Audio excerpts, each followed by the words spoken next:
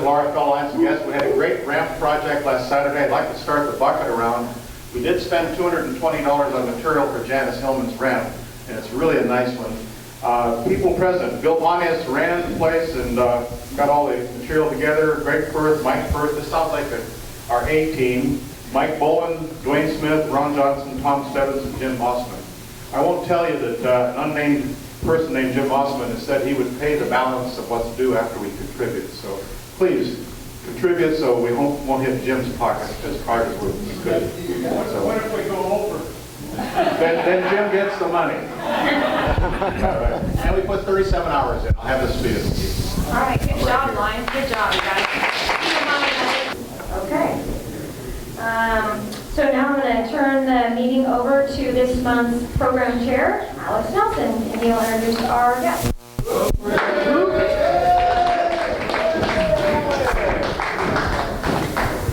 Good afternoon, Lions. Princess Acting President Laura, and my friends and guests and dignitaries, and Linda Bogason, who's absolutely wonderful. It's my pleasure to be your program chairman this month. This is the last week, so you probably won't see me until next September, but hey. I'm just kidding, of course. You know, I've led off this week, or this month, every week, introducing my guest with a little bit of a joke. And I don't really have one this week, but I wanted to leave you with a parting thought instead. And the thought is that we do community service, and we do the things for this community because we love to do it. And all of us, every single one of us here, volunteer our time. So I wanted to remind you that Noah's Ark was built by volunteers, and the Titanic was built by professionals.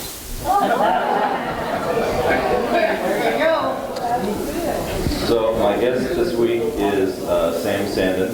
Sam is the outreach coordinator for Father's House Church.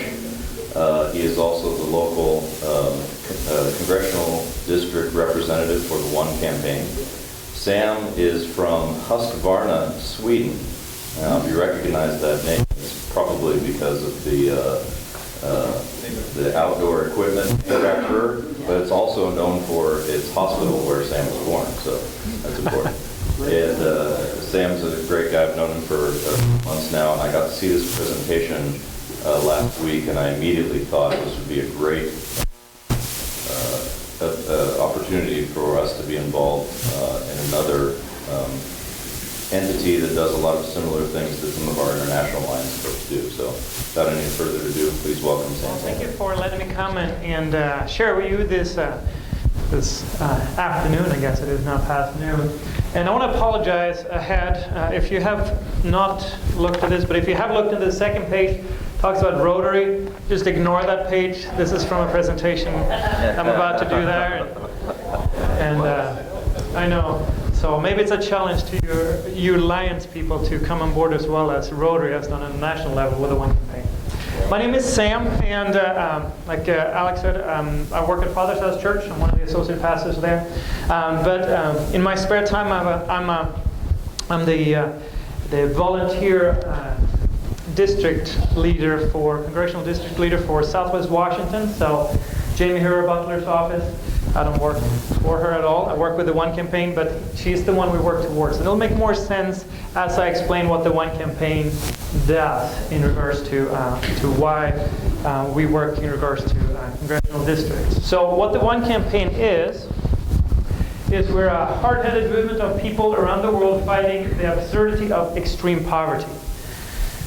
So that's our goal, that's our target, that's what we are all about. And how we do that is by raising public awareness and pressure political leaders to support effective programs that deliver real results. As you know, there's a lot in our government that are not very efficient and doesn't produce results, some things at least. But we are really fighting towards making sure that the programs we are fighting for are things that are working and are actually meaning it's impacting things on the ground. And we're a nonpartisan advocacy, hence we work both with the Lions and Rotary. And we have over 3 million members in the world. So This is going on actually this morning. This is Bono. He's one of the co-founders of One. One was started about, I think, 2004 as a way of coming together, raising awareness to the extreme poverty, which in many cases are stupid poverty, as Bono would say, because we have the ways to take care of it, we have the ways to fight it. So this is Bono. He's at the Clinton Global Initiative, and you'll find when you get more, when you hear about One, you'll see we work both sides of the aisle. We have multi-faith, non-faith, old, young, across the board, and we have one goal: to eradicate extreme poverty and preventable disease. So what is extreme poverty? Because if we don't define that, it's hard to know what we are talking about when we talk about extreme poverty in the world. And we're looking at less than $1.25 a day. People living on less than $1.25 a day. That's what we try to fight. I've been in Uganda a few times with my church, and I've led teams there. And the median income in Uganda is like $485 a year. So a lot of people would fit in this category. And primarily, we work in Africa, because that's where a lot of this poverty exists. Over 1.3 billion people, which is the whole of North America and Europe. That size, that amount of people are living on less than $1.25 a day. And we are fighting to do something about that. So what we do is we fight for the less than 1%. If you took a survey, maybe amongst yourself or even across the town today, if people knew how much of the U.S. budget is spent on foreign aid, you can hear anything from 5, 15 to 25%. But the true fact is less than 1% of the U.S. budget is spent on foreign aid that are fighting extreme poverty and preventable diseases.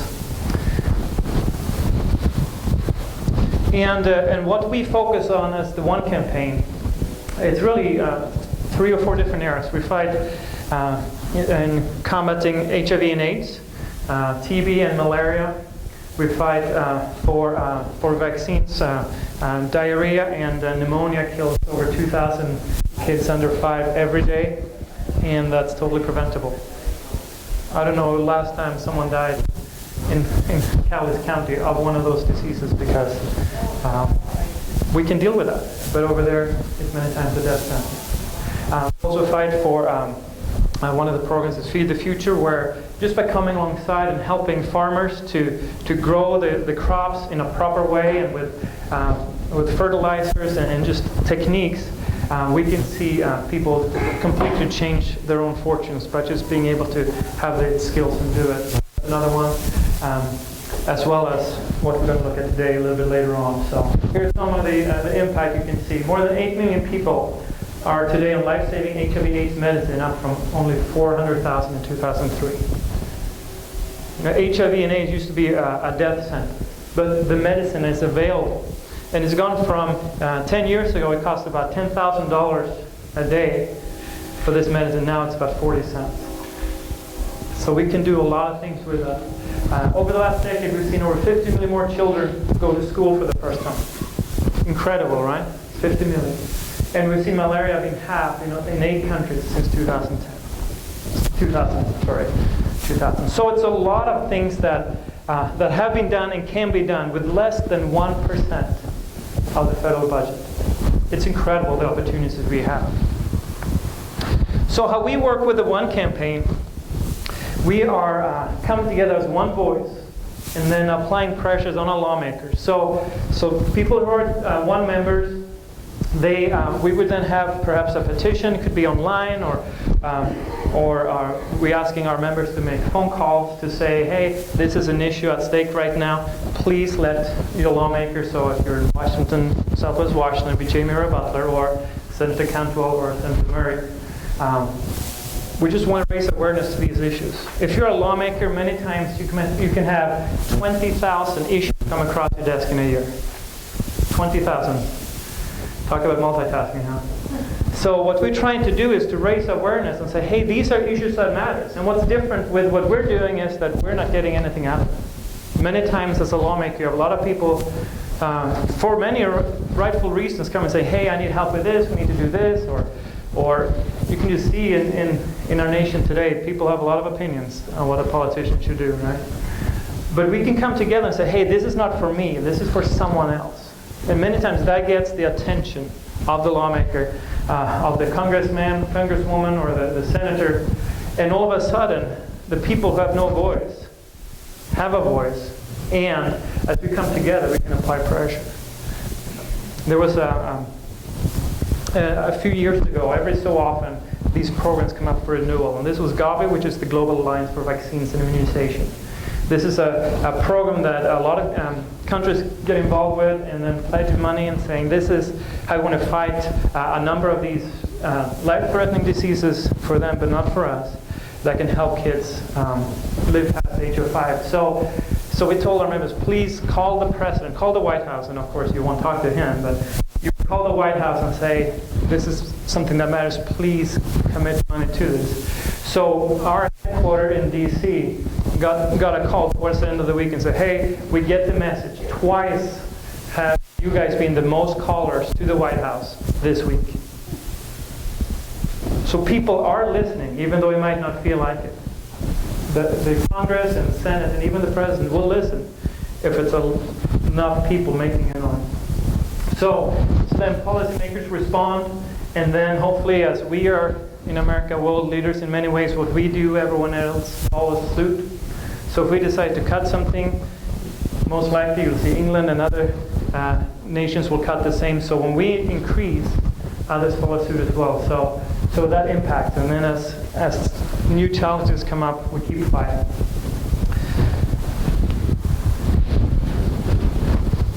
I don't know if you can see the top there. It says, what can I do with one? And this is how one operates, really. Much of what we do is online, so via Facebook, email, Twitter, Instagram, all those names. But the easiest is just to make a click. When you become one member, you get your email. That's all we're asking for. We'll never ask for any money.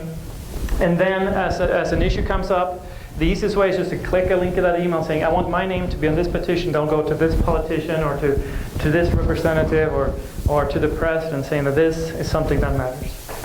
And then if people want to be more involved, then you just tell someone else about it. Super easy. And then maybe it's writing a card, and I'm going to talk a little bit more about that later on, because in a culture today that is so electronic and digital, when someone receives a handwritten letter, that speaks volume. And then you can make a phone call or volunteer. There might be some of you in here, you work in a field and you have a field of expertise that resonates with some of the things we are doing. And one of the things you can do, for example, if you're a doctor, when there's an issue that's close to your heart and this comes up, you can write a letter to the editor and say, hey, this is an important issue. And I'm putting my weight and my education and my experience and I validate what's going on here. And of course, every voice counts, but that's a way for some of you maybe, if you want at some time, be involved and so forth. In many ways. So what I want to talk just briefly about, to kind of explain how one operates in a specific issue, is in regards to energy poverty. And when we talk about poverty, we don't think of this many times because we take it for granted. You flick a switch and the light is on, and if it's not there, you go and flick the switch to the breaker. And if the power is out, you call the PD, right? But imagine if you didn't have that. Imagine if you were, for example, in Africa. This is a picture of Europe and Africa at night. It's hard to see, but you can see the dark spots at least. And that's the challenge we're facing in fighting extreme poverty in regards to energy, is that much of Africa have very limited access to power. It's not that they can't afford it, it's not even there. You can't hook up to the line because there's no line to hook up to.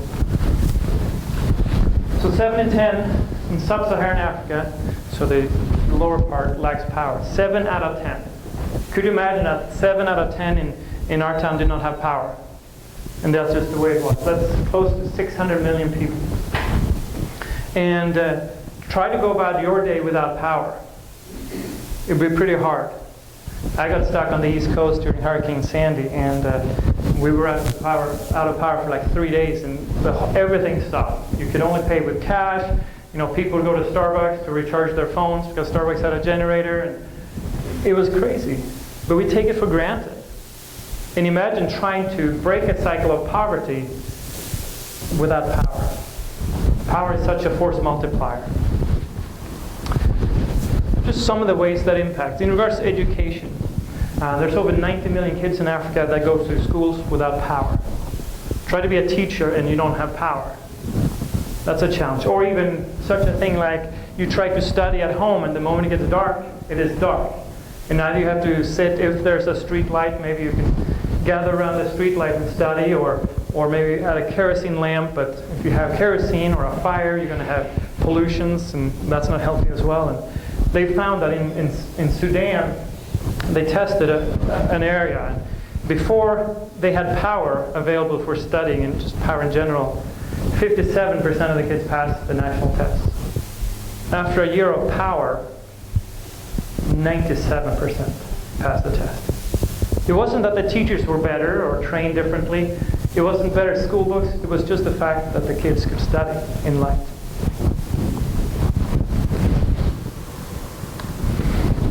Healthcare.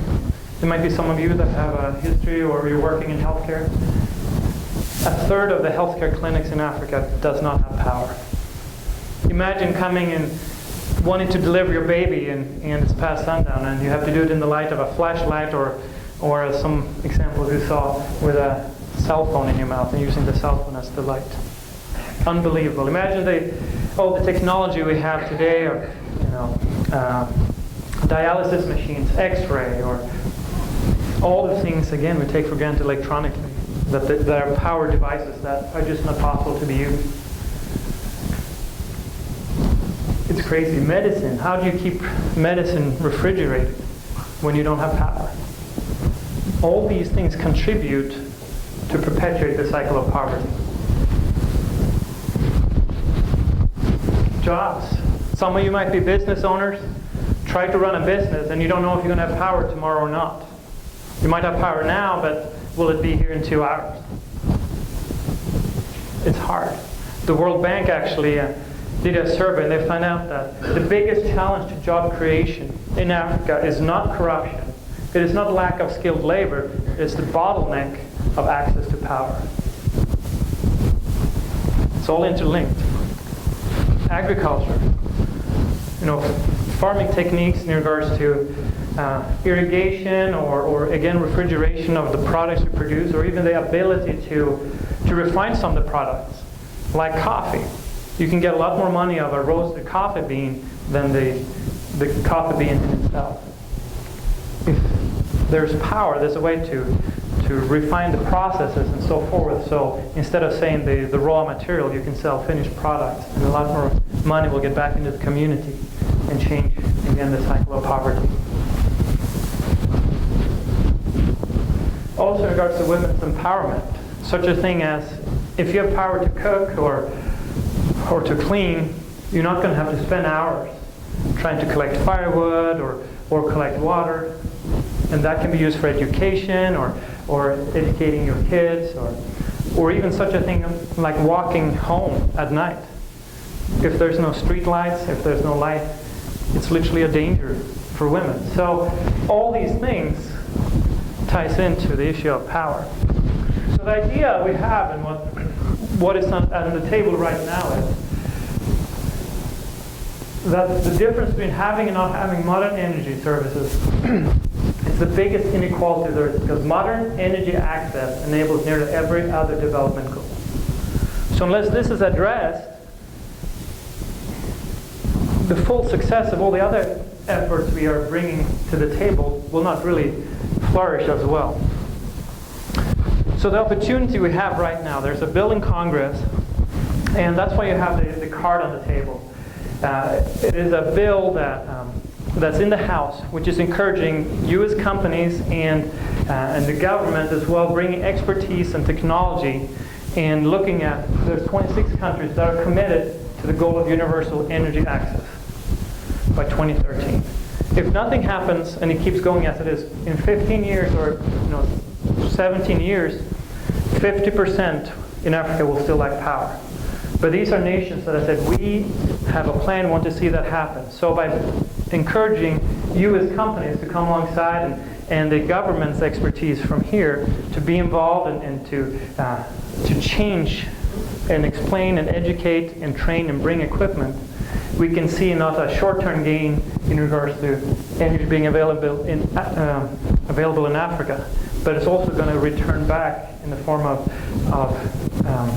trade later on, whether they buy generators from GE or so forth. And this is a very interesting private-public idea and concept, because GE themselves say we want to bring $1.5 billion to the table because we believe in this as well. So this is big companies that say this is doable, we can do it, and it's going to benefit everyone. So what we are trying to do, we try to raise the profile of the issue, because most of us in here didn't probably know about how power was such an integral part in fighting poverty. So this bill is Electrify Africa, HR 2548, and this is a bill that has bipartisan support. It is not really going to cost taxpayers anything, which is even better. So in this day and age where there's a lot of fighting over money and sequesters and government shutdowns, any bill that has support from both sides and is not going to cost us money, and especially when it's going to help like this, it's incredible. This bill has the potential to see 50 million people in Africa receive power for the first time. 50 million. That's a sixth of the U.S. with one bill. So, skip this, but on your tables there are these cards. If you have time now, that's great. If you want to take it home and look at the information, that's great too. I think I'm at my time limit, but Alex said if you still bring this back next week, you can give it to me as well. But basically what this is where you can just say, I think most of you guys are from Longview Kelso area, so it would be Jamie Hurra Butler, which is our representative, and say, Jamie, please co-sponsor this bill. And in the back of your page packet as well, there's some sample letters. Again, if you have expertise or you know more about these areas, you can add your own words as well. But we just want to thank you for just even considering this. I know you guys are doing really well across our county, our community, and through Lions International elsewhere as well. And this is just a great one more way to be involved if you want to. So, yeah. Might look at the Bill Gates Foundation. I know they've been working on portable generators, and pretty exciting. Yeah, Bill Gates Foundation is one of the partners we're working with. We work with World Vision and across the board, and there might be some more information, but Bill Gates is a big component of what they're doing with one. Yes, sir? How is this going to be successful without us spending money? Well, if there's money to make, that's a big incentive for companies.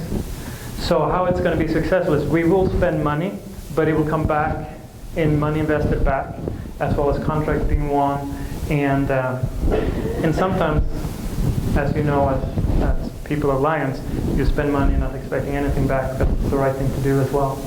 So it's a combination of those things. So yes.